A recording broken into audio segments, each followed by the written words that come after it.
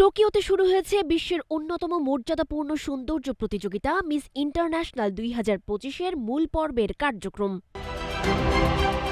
এই আন্তর্জাতিক মঞ্চে বাংলাদেশের প্রতিনিধিত্ব করছেন জেসিয়া ইসলাম, যার লক্ষ্য এবার টপ তালিকায় স্থান করে নেওয়া।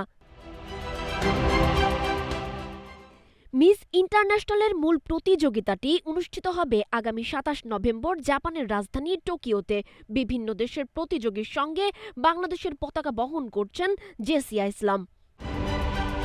দীর্ঘদিন ধরে তিনি পথ শিশুদের পুনর্বাসন ও শিক্ষার সুযোগ নিশ্চিত করতে কাজ করছেন। তার এই সামাজিক দায়িত্ববোধ ও মানবিকতার দিকটি প্রতিযোগিতায় তার যাত্রাকে আরও তাৎপর্যপূর্ণ করছে।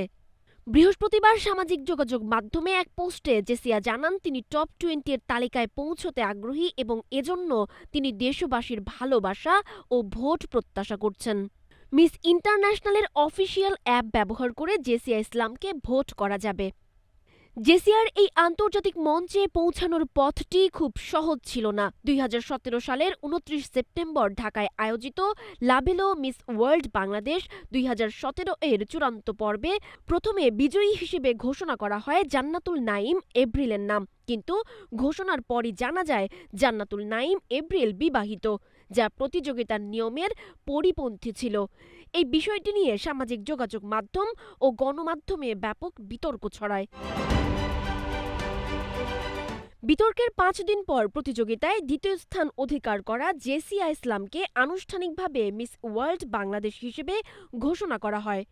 বিতর্কিত ঘটনার মধ্য দিয়ে জাতীয় মুকুট জিতলেও জেসিয়া ইসলাম এবার দেশের হয়ে আন্তর্জাতিক মঞ্চে লড়ছেন।